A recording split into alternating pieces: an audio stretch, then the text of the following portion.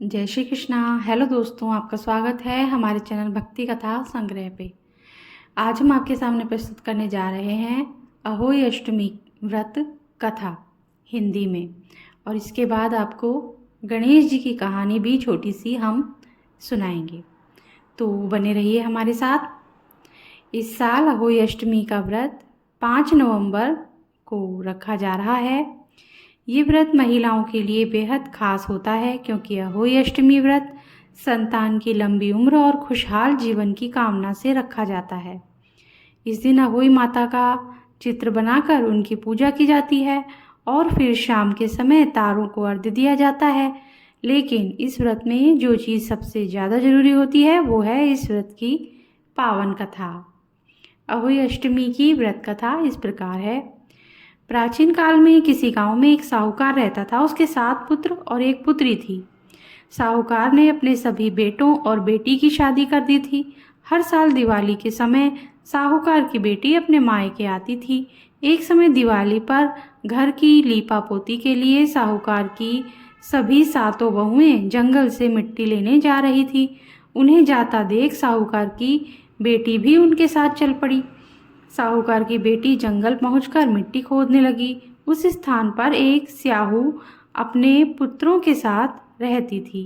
साहूकार की बेटी ने मिट्टी काटते समय कुदाल स्याहू के एक बच्चे को लग गई, जिससे उसका एक बच्चा मर गया।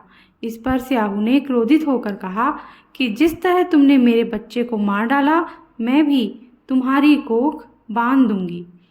स्याहू की बात सुनकर साहूकार की बेटी अपनी 7 भाभियों से विनती करने लगी कि वे उसके बदले अपनी कोख बंधवा ले।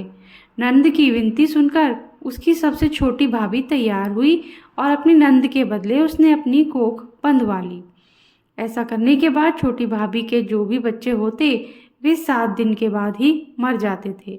अपने 7 पुत्रों की मृत्यु को सोचकर वह बहुत दुखी हुई और उसने पंडित को बुलवाकर इसका कारण पूछा। पंडित ने उसकी व्यथा सुनकर उसे सुरही गाय की सेवा करने की सलाह दी। सुरही गाय छोटी बहू की सेवा से प्रसन्न हुई और उससे पूछती है कि तू किस लिए मेरी इतनी सेवा कर रही है और मुझसे क्या चाहती है।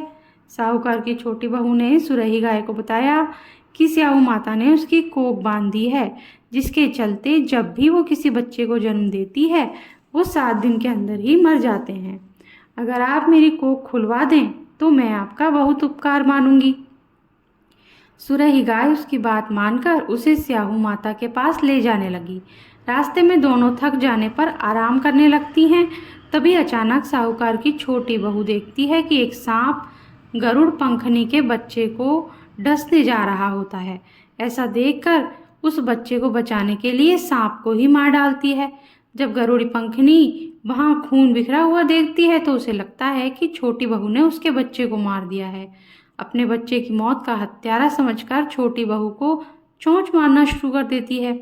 छोटी बहू से समझाती है कि वो खून एक सांप का है, जिसे मैंने तुम्हारे बच्चे की जान बचाने के लिए मारा है।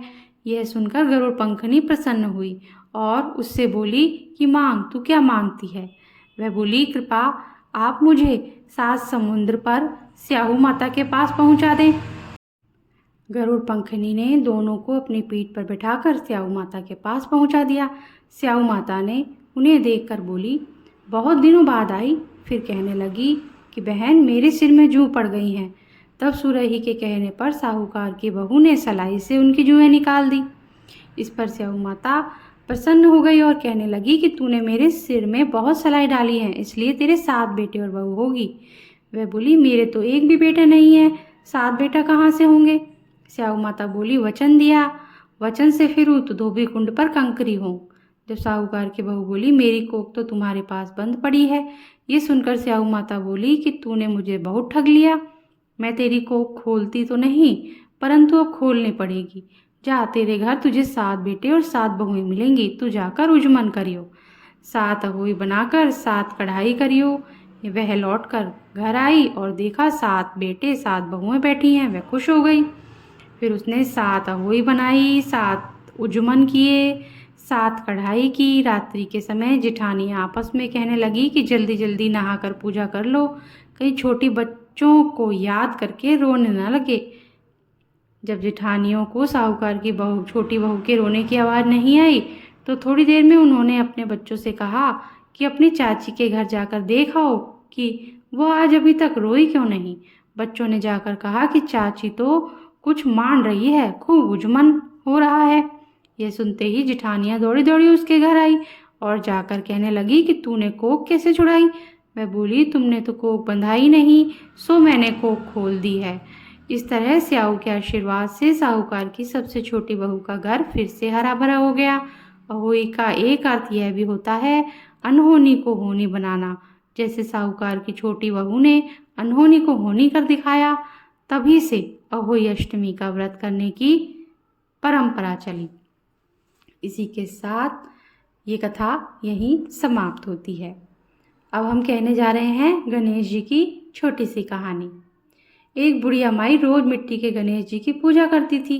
बेचारी बुढ़िया के बनाए गणेश जी रोज गल जाते। उसके घर के सामने एक सेठ जी का मकान बन रहा था। बुढ़िया माई सेठ जी के मकान पर जाकर मकान बनाने वाला कारीगर से बोली, भाई मेरे मिट्टी के बनाए गणेश जी रोज गल जाते हैं, आप मेरी पूजा के लिए पत्थर से एक गणेश जी बना दो, आपकी बड़ी कृपा होगी। मकान बनाने वाला कारीगर बोला, माई जितनी देर में तुम्हारे लिए गणेश जी बनाएंगे उतनी देर में तो सेठ जी की दीवार पूरी कर देंगे। बुढ़िया ये सुनकर दुखी मन से अपने घर वापस आ गई। दीवार पूरी करते करते शाम हो गई, परंतु दीवार बनने से पहले ही टेढ़ी हो जाती थी। शाम को सेठ जी आए और पूछा कि आज कुछ काम नहीं किया। तब मकान बनाने वाला कारीगर बुढ़िया माई की बात बताई। तब सेठ जी ने बुढ़िया माई से जाकर कहा, माई तुम हमारी दीवार सीधी कर दो तो हम तुम्हें सोने के गणेश जी बनवा देंगे। गणेश जी ने यह सुनते ही सेठ जी की दीवार सीधी कर दी। सेठ जी ने बुढ़िया माई को पूजा के लिए सोने के गणेश जी बनवा दिए। गणेश जी को पाकर बुढ़िया माई बहुत प्रसन्न हुई। इसी के साथ गणेश जी की कथा यहीं समाप्त होती है। अगर आपको अच्छी लगी हो तो लाइक कर दीजिए और अगर आपने अब तक चैनल को सब्सक्राइब नहीं किया है तो सब्सक्राइब कर दीजिए, बेल आइकन प्रेस कर दीजिए ताकि हमारे आगे आने वाले वीडियोज़ भी आपको आसानी से मिल सके। Thank you. जय श्री कृष्णा।